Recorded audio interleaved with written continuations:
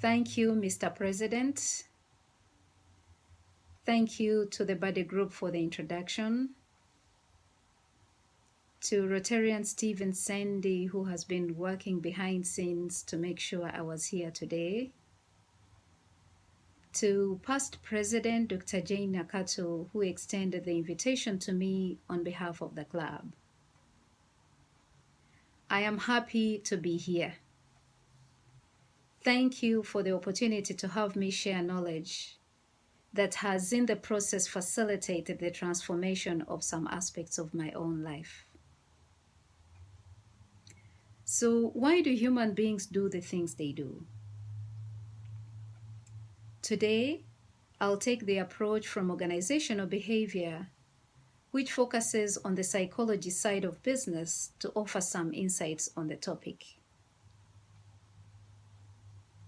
And the one single most important question to ask today is, why we as professionals, regardless of our levels of education, career and financial successes, exposure, professional skills, associations, are likely to do things that often do not align with the expectations of ourselves and the expectations of those who we interact with. So my objective is that today you take a look at your past, gain a new perspective, and without judging yourself for the first time, see what changes you can make in the right direction. Then translate that experience into understanding, helping, and accepting of others. The other objective is that because you're not an isolated reality, who you are and what you do affects your life and the world around you. So how this happens in your daily life should be in your control, not happening unconsciously. I will attempt to explain human behavior using the three forces of modern psychology. They are called forces because they are forces of change. If you apply them, they are capable of changing your life without you even knowing. It is only a force that manages to take your current thought out and replace it with a good thought that changes your life completely. So, what are the three forces of modern psychology? They are pre-modern, which has everything to do with the past; modern, which focuses on the present, in particular the mind; postmodern, which centers on the future. And I'll be referencing parts of the following theories and theorists. 1, Sigmund Freud, who is known as the father of psychology, and we'll be looking at some of his psychosexual stages. 2, John Bowlby's attachment theory, also known as the theory of relationships. 3, Erik Erikson's 5th and 8th developmental stages. So something to note here is that every theory has limitations. But theories do their best to provide a framework, some kind of scope to help demonstrate organized knowledge, without which it would be too broad to make sense of any information. So the first stage, which is pre-modern, also known as psychodynamics, and sometimes referred to as psychoanalytics, and this has everything to do with the past. So, according to developmental theories, the person you become does not wait until you have an advanced degree, a great job, lots of money, or even a top leadership position. It starts at birth. Hour by hour, day by day, week by week, month by month, year by year, you have been weaved into the person you are today. The events of our early childhood continue to influence our lives, and often we are not even aware. But the good news is that human development does not stop until you die, as demonstrated in Erik Erikson's 8 developmental stages. So, what are some of the experiences that research has shown leave an enduring mark on our lives? And so, this is how we are going to approach the stages. We'll take a look at the approximate age, the psychosocial crisis, the significant relationship, the stage itself, and the existential question. So, according to Sigmund Freud's first stage, and also according to Bowlby's attachment theory, from birth to 1 year, an infant develops trust or mistrust. And the significant relationship is the mother, who is the caregiver, and who eventually becomes a secure base. So, baby humans rely completely on adults to survive. If the caregiver consistently provides food, shelter, warmth, and especially human contact, the first stage will be successful. The infant learns that the world will consistently and reliably provide what they need. In other words, the infant perceives the world to be safe. On the flip side, when parenting is capricious or inconsistent or lacking in some major way, the infant perceives the world to be an unsafe place that is essentially uncontrollable and chaotic. Adults who do not succeed at this stage are likely to focus excessively on control and persistent unfocused anxiety. They may have trouble taking risks and making big decisions. They may cling to others and tend towards dependency in relationships. And as John Bowlby says, we are only as needy as our unmet needs. And the existential question the infant is asking is, can I trust the world? According to Freud's second stage, which is the anal stage, that's between 1 year and 3 years, what's happening here is bowel and bladder elimination, which is potty training. So you either get potty training or you don't. And 2 conditions happen. 1, anal retentive or anal expulsive.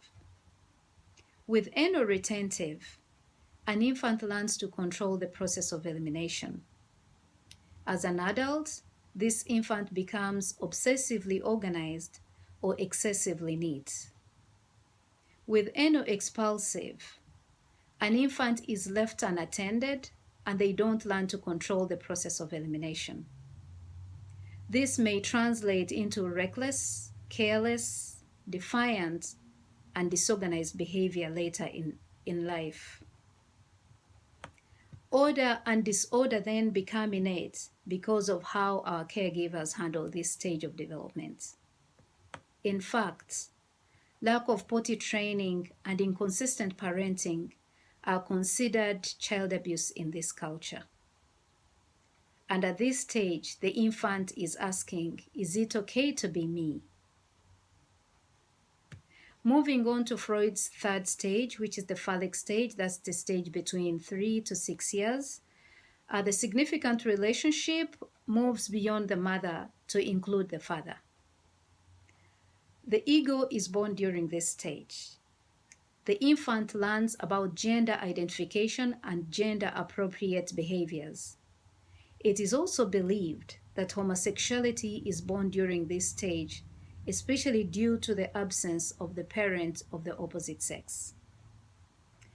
And at this stage, the child is asking, is it okay for me to do, move, and act? Then according to Freud's fourth stage, which is latency, that's the age between 6 to 12 years, a child experiences dormant sexual feelings. And the significant relationship moves beyond the nuclear family to include neighbors and the school. This is the time parents need to have a conversation with children about the presence of these dormant sexual feelings. If fixation occurs in this stage, as adults, there is immaturity and an inability to form fulfilling non-sexual relationships. We know there are people who can't form relationships that are not sexual. And the existential question the child is asking is, can I make it in the world of people and things? Then moving on to Erik Erikson's fifth stage, which is the adolescence stage, and it includes the ages between 13 and 19 years. The significant relationship includes peers and a role model. Adolescence requires resolution of the first big identity crisis. One's body and brain are changing, hormones are pumping. There is a lot that is at stake for the teenager. There are skills to put in place, values to ponder, friends to consider, personality qualities to evaluate, political views to question, gender characteristics to sort out, and strengths and weaknesses to manage. And the teenager is asking a lot of questions, including, how does one integrate all of these factors into a sense of a single person? What educational and career path should be taken? Should I conform? To what and to whom? Should I rebel and let the world know that I'm in control, that I have autonomy? So those who solve the identity crisis have a solid sense of self. Those who don't are left with identity confusion. Teenagers are fragile and vulnerable out of no fault of their own. Therefore, this stage needs to be handled with care and humility by parents and caregivers. Else, the teenager is negatively impacted forever. And the existential question the teenager is asking is, who am I? Who can I be? And lastly, Erik Erikson's eighth stage, which includes people in the age bracket of 60 and above. And I thought I would include this because some of our members are in this age bracket already, but a lot of our other members are dealing with their parents who are in this category. So the person during this stage is dealing with ego integrity versus despair. And the significant relationship is mankind. So what's happening here is serious self-evaluation. It is a delicate moment for those with older parents. You need to see them with compassion, or you contribute to make the situation worse. And this group is also asking fundamental questions. They include, did I do well in life or not? Did I make the right decisions? Are there things I didn't do that I should have done? And depending on the answers they get to these questions, they descend into despair or ascend into gratitude. So each stage requires the achievement of some kind of mastery that enhances the establishment of personal identity. And successful achievement results in future problems. Failure to get through the stages successfully could lead to disorders too later in life. For example, a teenager who becomes an alcoholic starts with a drink. 10, 20 years down the road, that same drink becomes the only drink. So what are some of the disorders that are likely to show up as we get older? They include anxiety disorders, bipolar disorders, sleep-wake disorders, that's insomnia, feeding and eating disorders. We know there are people who can't stop eating. Personality disorders, these are difficult personalities and they're hard to change. And they include paranoia, these are people who are distrustful, antisocial, borderline, which is chronic fear of abandonment. These are people who you meet today and they will tell you, I am in love. I met the love of my life, my soulmate. And 3 months later, you meet the same person and they tell you, this person sucks. I can't stand them. And that becomes the pattern of their life, never settling in a single relationship. And then we know they are narcissists. These are people who are so full of self-importance. And then obsessive compulsive disorder, commonly known as OCD. And these are people who micromanage, they're perfectionists, and sometimes are rigid. So change comes through intentionally analyzing the past so you can correct it and move forward. And in process consulting and in organizations, we do this through executive coaching. And sometimes an employee could be referred to therapy. Do we all remember the 18-month girl who was tortured by a maid about 5 years ago? And that maid served her sentence. But the reason I'm bringing this up is that just because the maid was taken to prison doesn't mean the problem went away. Unless that child received some form of therapy, the trauma will remain in her subconscious mind, and it is likely to show up later in her adult life. And yet, we have an idea that there are many who can relate to that infant's experience. Most events like those are not captured on video, later on shared on social media. The second force, which is modern, also known as cognitive behavior therapy. Anything cognitive or cognition has something to do with the mind, and this focuses on the present, and in particular, it focuses on the current state of mind. So everything that happens is because of the mind. Usually destructive thoughts are from the past. The past informs our present in forms of thoughts, beliefs, and values, especially those from our cultures, religion, schools we attended, and other forms of socialization. We attain desired behavior by conditioning through modeling what is in our environment. I believe that if you analyze your past, question some of your beliefs, you can change your thoughts and change your life. Depression and anxiety are believed to be as a result of the quality of your thoughts. The question then is, how long do you want to dwell on the past? People suffer because of their minds and they don't even know. And because of that, they don't even do anything about it.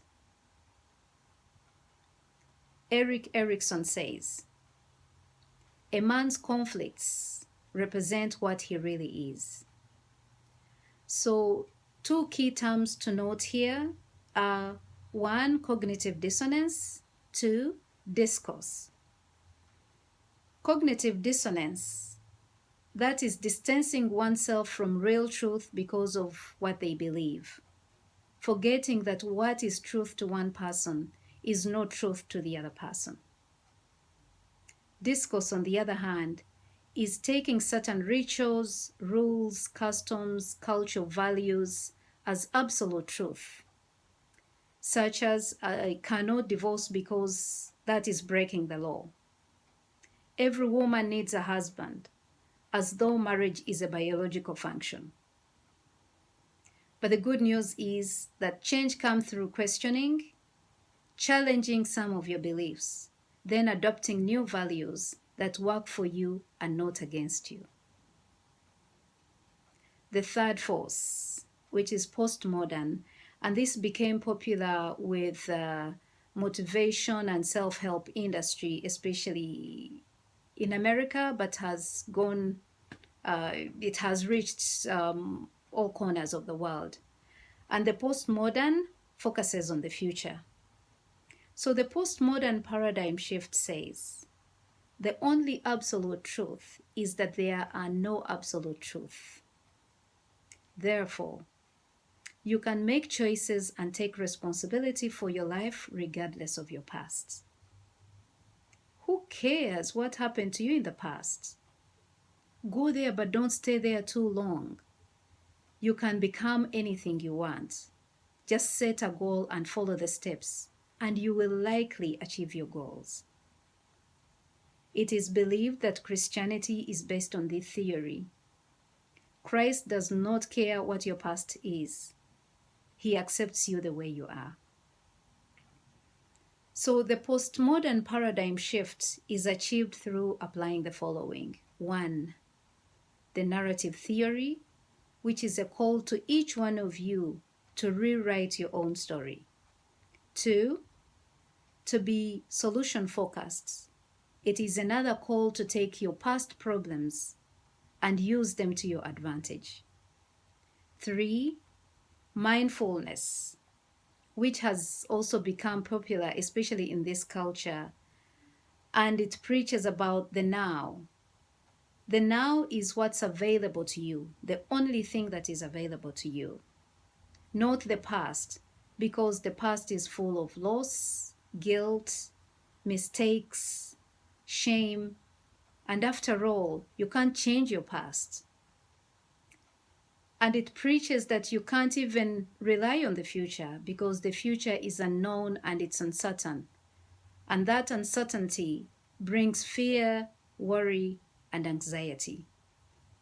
And still, the good news is that transformation comes through changing the narrative and rewriting your story. I hope this gives you a glimpse into human behavior and into your own life. And I hope that this provides a step to paving a path for a future you have so desired for a long time, for yourself, for your family, for your organization, Rotary, your community, and your country. Thank you.